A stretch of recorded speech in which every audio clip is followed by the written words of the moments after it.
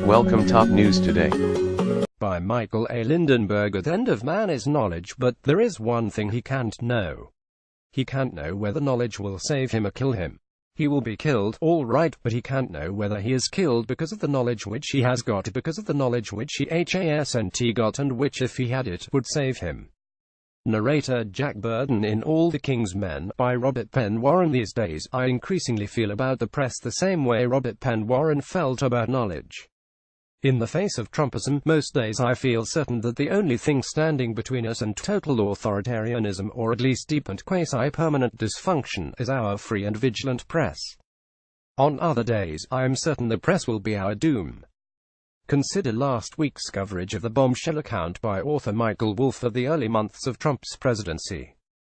Granted extraordinary access to the West Wing by none other than Trump himself, Wolff wrote an account that includes nasty comments by former presidential advisor Steve Bannon about Trump and his family. Most explosively, Bannon said it was treasonous for Donald Trump Jr. to invite Russian officials into Trump Tower in hopes of getting dirt on Hillary Clinton. That's worthy of media attention. Trump has downplayed the meeting for months, and defended his son, who claims his father didn't know about it. Big news, yes, but not the story. Instead of focusing on the exciting feud between Bannon and Trump, why didn't we journalists keep our focus on the jaw-dropping descriptions from within the West Wing of the Trump White House? Wolff's book offers a devastating portrait of a dangerously ill-equipped president and deeply disorganized White House. For instance, the book reports that neither Trump nor his top aides, even his family, ever expected to win. Speaking a week ahead of the election, Trump told former Fox News titan Roger Ailes that a loss was as good as a win for him, because of what it will do for his brand and worldwide exposure. Wolff reports this explains why Trump refused to release his taxes.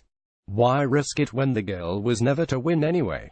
Another example, when cautioned that his receipt of payments from Russia was bad form for the campaign's top national security aide, retired Army Lieutenant Gen. Michael Flynn brushed off concerns. That's only going to be important if we were to win, he said.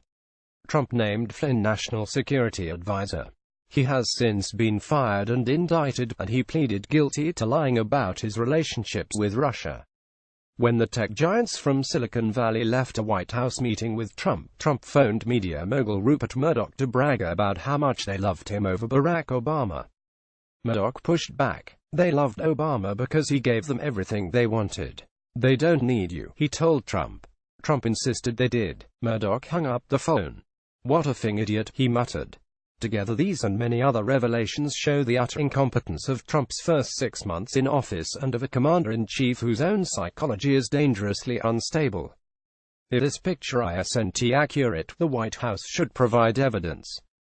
Instead, Trump has lashed out at Wolff and at one of his many sources, Bannon. Unfortunately, the media has allowed Trump to shift the focus of the story away from his own incompetence and toward the lack of loyalty on the part of Bannon. It's example no. 732 of how Trump plays the press, and some days I think it's going to doom us all. Besides, even if we were to let the president change the subject to Bannon _ a mistake granted _ but even if we did, why not turn his attacks on Bannon back against him? Let's ask why, if Bannon was such a loser, why in God's name did Trump entrust him with such enormous power?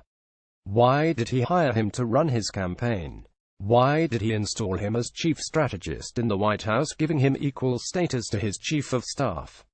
Why did he initially put Bannon on the inner committee of the National Security Council, breaking precedent, before reversing himself after flummoxed critics roared? If Bannon was so awful, why did he let him steer Trump's dreadful course in Alabama, where he and the Republican National Committee went all-in for Roy Moore? 100 whys. But instead, we get coverage of the fight. Trump blisters Bannon, and oh goodness, that could be trouble for his former Rasputin.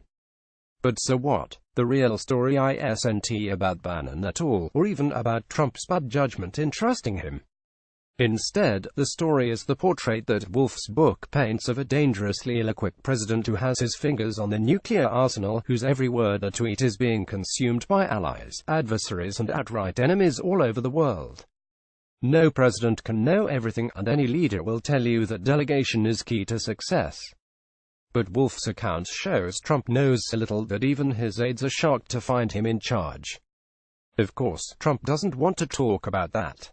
But he doesn't want us talking about it either, and to a large degree HE's winning. We're too busy talking about Bannon and his betrayal. HE's busy bullying the book's publisher and its author, instead of dealing with it on its merits. His attorneys have even demanded the book be cancelled, and that Wolf apologize. What ridiculous theater! Thankfully, the publisher stood up to this bully tactic, and how.